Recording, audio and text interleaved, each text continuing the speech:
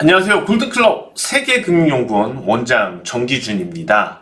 주식시장 이번 주 초강세를 보였습니다. 사실 좀 두려움도 있었어요. 왜냐하면은 CPI가 좀 높게 나오면 어떡하나. 그러니까 미국의 소비자 물가지표가 좀 높게 나오면 어떡하나. 그 다음에 또 지금 공화당 쪽에서 어떤 미국의 중간선거 문제 때문에 너무 압도적으로 좀 기울어버리면 어떻게 하나? 이런 것들이 시장 불확실성 때문에 약간 주춤도 했었습니다. 그렇지만은 보란듯이 시장은 강하게 올라갔습니다. 뉴욕 증시도 한국 증시보다는 부진했었다가 어제 시장이죠. 그러니까는 뉴욕 현지 시각으로는 이제 목요일이 되겠고 한국으로는 금요일 새벽이 되겠는데 나스닥 무려 7%나 급등했습니다. 자, 오늘 시황 분석 말씀드리기에 앞서서 지지난달이죠. 9월 30일 날 투자 전략 저점 찍었다. 코스피 코스닥 저점 찍었다. 이제 공격이다. 라는 주제로 올려드린 인사이트 투자 전략 내용 잠깐 들어보시고 시작하도록 하겠습니다. 내용 잠깐 들어보시겠습니다.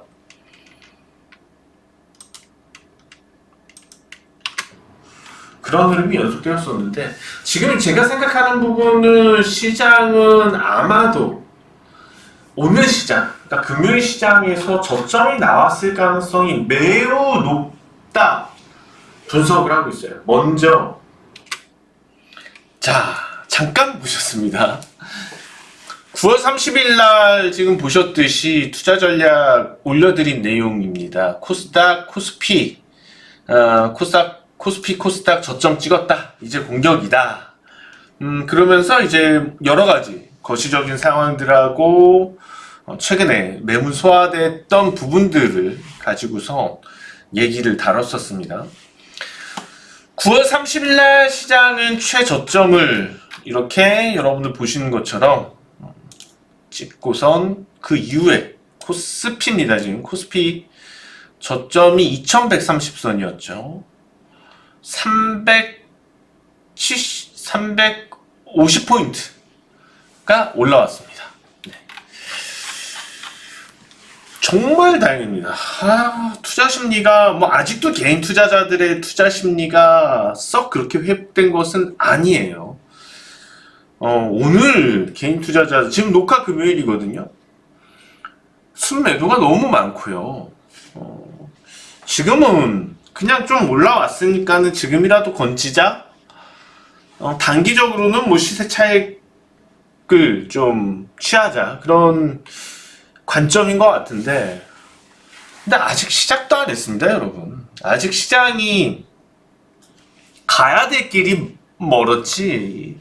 지금 상태에서 벌써 다 올랐다? 물론 이제 좀 흔들렸다 갈 수는 있겠죠. 그렇지만은 지금은 정말 우리가 연말 랠리에 대해서 이제는 정말 좀 큰 고민 없이 종목들을 담아두어도 충분하고도 남지 않을까 생각이 듭니다. 환율 동향을 먼저 좀 봐야 될 것 같은데 오늘 환율이 4%나 급락했습니다. 원달러 환율이요. 최근 들어서 환율이 이렇게 하락한 날이 없어요. 제가 항상 환율을 중요하게 얘기하면서 어떤 말씀을 드리냐, 전체적인 한국 원달러 환율이기 때문에 한국 시각에서의 금융시장의 리스크를 얘기한다, 금융시장의 컨디션을 얘기한다고 말씀을 드렸습니다. 급격하게 환율이 올라간다는 건 금융시장이 그만큼 불안하다는 거겠죠. 지금처럼 급격하게 환율이 떨어진다는 건 그 불안했던 것들이 해소가 된다는 겁니다. 아직까지 환율 추세가 하락하고 있다. 추세가 하락하고 있다는 것은 좀 더 지켜봐야지 알겠죠. 그렇지만 자, 환율이 추세적으로 하락할 가능성, 물론 이제 일시적으로 반등을 할 수도 있겠죠. 너무 급격하게 이렇게 올랐었으니까. 그렇지만은 추세적으로는 환율은 하락세를 취할 가능성이 지금 매우 높아진 겁니다. 왜냐하면 기존의 추세는 오늘로서 꺾인 거니까요. 기존의 추세가 유지가 되렸으면 1350원에서 지지가 있었어야지 되는데 그냥 무너져 내렸기 때문에 환율 추세가 돌아섰을 수 있다. 이거는 가장 근원적인 부분이 풀렸기 때문입니다. 말 그대로 근원적인 부분. 미국 코어 CPI입니다. 미국의 근원 소비자 물가지표. 그동안 그냥 CPI들이 내려오긴 했었는데 계속해서 이제 근원 물가지표는 예상보다 비슷하거나 높게 나왔었거든요. 그러니까 여전히 근원 지표는 뭔가 좀 부족하다는 거였죠. 금리 인상을 완화시키기에 미국이. 근데 이번에 발표된 지난달 10월의 근원 물가지표 그리고 CPI는 의미 있게 낮아졌습니다. 확 낮아졌다고 봐도 돼요. 상승 폭이요. 그러면은 그동안 연준에서 얘기하던 파월 의장이 매파적으로 강조했던 부분들도 시들해진 거거든요. 특히 고용지표가 주간 실업 수당 청구 건수가 발표가 됐는데 지난번 FOMC가 끝날 때 이런 얘기를 했죠. 고용과 관련돼서 고용이 너무 타이트하다는 얘기를 했습니다. 그러니까 금리 인상을 중단하기엔 지나치게 지금은 고용이 타이트하다 그런 식으로 얘기를 했습니다. 그런데 지금 주요 기업들도 인원 감축을 한다고 얘기를 하고 있죠. 거기다가 주간 실업 청구 건수가 7,000건이나 늘었죠. 그러면 소비자 물가지표 나온 거에 대한 뒷받침이 되었다는 거죠. 그러니까 최근에 국내외 주식시장이 파탄이 났던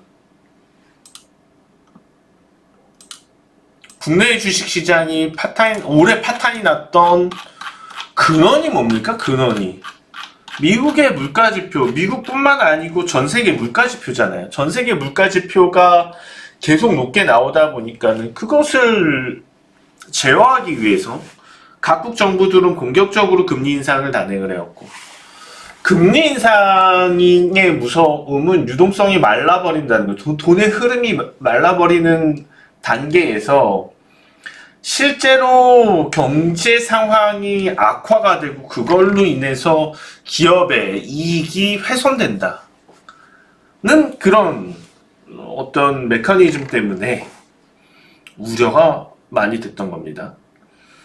그런데 그런 우려가 이번에 CPI가 낮아지면서 한순간에 소멸이 된 거죠. 어떻게 보면 큰 우려들이 소멸이 된 거죠. 시장은 지금 뭔가에 대해서 상승해야지 되는 빌미를 잡을 겁니다. 계속해서요. 그동안 그러면은 물가가 그렇게 높게 빠른 속도로 올라왔던 것은 사실상 뭐 미국 같은 경우에는 원체 경제 내수에서의 펀더멘탈이 좋았지만 미국을 제외하고서는 그닥 좋지는 않았었거든요. 그러면 실제로 원자재 가격이 러시아 우크라이나전 때문에 순간 급등해 버렸는데 이게 실제 우리 가계 물가까지 영향이 되는데 돌아서 들어오는 거거든요. 근데 이런 원자재 가격들의 폭등 상황이 꺾였잖아요. 7월 이후부터 꺾였잖아요. 그럼 당장 그게 8월, 9월에도 역시 높게 나타날 수밖에 없었던 거죠. 시차가 걸리니까. 그럼 어떻게 보면은 이번에 FOMC에서 자이언트 스텝으로 또 갔잖아요. 이달에. 오판이었을 수 있어요. 금리 인상을 시작한 것도 좀 늦었잖아요. 시장에서는 좀 인플레이션 우려스럽다는 얘기들이 계속 나왔는데도 불구하고 연준이 보는 지표들은 너무 구닥다리라는 거죠. 너무 후행적이라는 거죠. 시대가 바뀌었는데 이런 시차 때문에 실제로 금리 인상 조정을 하는 데 있어서도 좀 늑다리의 모습이 그대로 드러날 수밖에 없는 거라고 봐요. 저는 가장 큰 오판이었다는 거는 중간에 한번 금리 인상을 차라리 쉬는 게 더 향후 멀리까지 봤을 때 덜 위험하지 않았나 생각이 들고 있고요. 빨리 그것을 느껴야지 되는데 그 부분에 대해서 빠르게 못 느낄 것 같고, 만약에 뭔가 조금 진보적인 생각을 가진 연준 위원이 있다면은 다음번 금리 인상을, 다음 달에 있을 금리 인상을 아예 쉬는 게 더 맞겠죠. 쉬는 게 맞을 거라고 생각을 해요. 왜냐하면은 다음번까지 올렸을 때 급격하게 위축될 수 있습니다. 지금 주간 실업 수당 청구 건수가 최근 들어서 가장 높게 나왔어요. 이게 진짜 너무 일파만파 갑자기 얼어붙게 되면은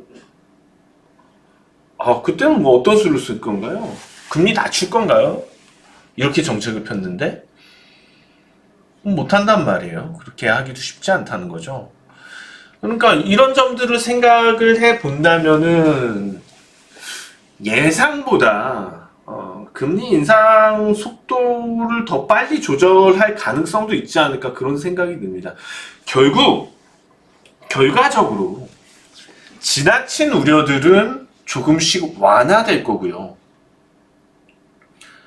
그러면 우리가 기대하고 있던, 제발 나왔으면 좋겠다고 생각을 했던 연말 랠리는 펼쳐질 가능성이 높습니다.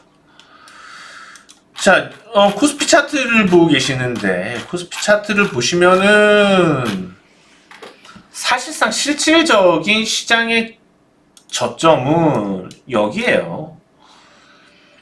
그럼 코스피가 투매 때문에 예민하게 삼성전자의 영향력도 강했고, 투매 때문에 이런 효과가 나왔던 거지. 저점을 크게 이탈했던 효과가 나타났던 거지. 실제로 거시 상황들을 분석했을 때는 이때가 실질적인 저점이었다고 보는 겁니다. 이거는 심리 효과가 크게 작용을 했을 뿐인 거고요. 그러면 제거가 돼야죠. 인정될 수 있는 바닥, 이거는 좀 오버슈팅 이라고 봐야지 되는 거고요. 이 부분을 제거가 되고 난다면, 자, 이 부분을 제거하고 그림을 좀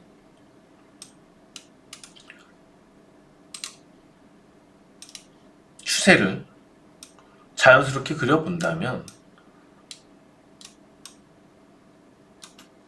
자, 이 정도의 흐름이 지금 바람직한 상황이고, 그러면 실질적으로 우리가 저항이라고 얘기할 수 있는 부분은 2600 정도가 되지 않을까. 2600? 이 정도가 되지 않을까 생각을 합니다. 그러면 일단은 지금 그 저항까지 회복할 상황까지는 우리가 뭐 한 120포인트 정도 남았는데, 좀 열어두고 있는 게 맞을 것 같아요. 계속해서 시장이 추가 상승할 수도 있다. 그러니까 막연한 조정에 대한 기다림을 가질 필요는 오히려 없지 않을까 생각을 하고, 하물며 기술적으로 2600에서 한번 걸린다 하더라도 결국에 대세 상승장이기 때문에 조정 맞고 다시 간다고 보는 게 합리적이라고 판단이 됩니다. 시장과 관련된 얘기는 오늘 또 시간이 길어지게 되니까는 다음 주에 또 얘기를 해도 되죠. 다음 주에 또 얘기를 하고요.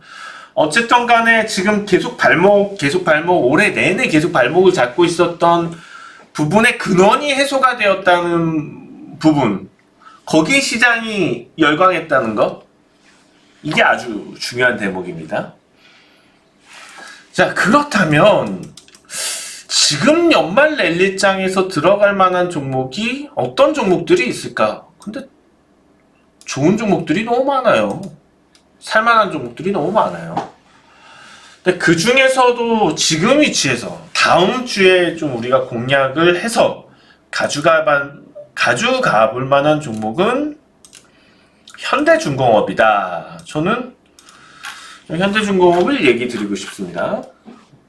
올해 현대중공업이 도약을 시도를 했었어요. 도약을 시도하면서 11만 6천 원을 넘었었습니다. 그랬다가 지금 이런 상황이 되었는데 이 가장 큰 이유는 뭐였나요? 금리를 그렇게 올리게 되니까는 글로벌 경기 상황이 둔화가 되고, 글로벌 경기 상황이 둔화가 돼버리면 선박에 대한 수요는 줄지 않겠느냐. 그런 게 일단 크고, 그 다음에 또 한 가지 에너지 가격이 안정을 찾았다는 거죠. 그러나 제가 현대중공업을 들어오고 나온 이유는 물가 지표가 안정이 되다 보니까는 자산 가격이 오르죠. 우리가 이 국제 원자재 가격들에 대해서 시각 자체를 그냥 단순하게 수요 공급이라고 보시면 안 됩니다. 금융하고 연동된다고 보시면 돼요.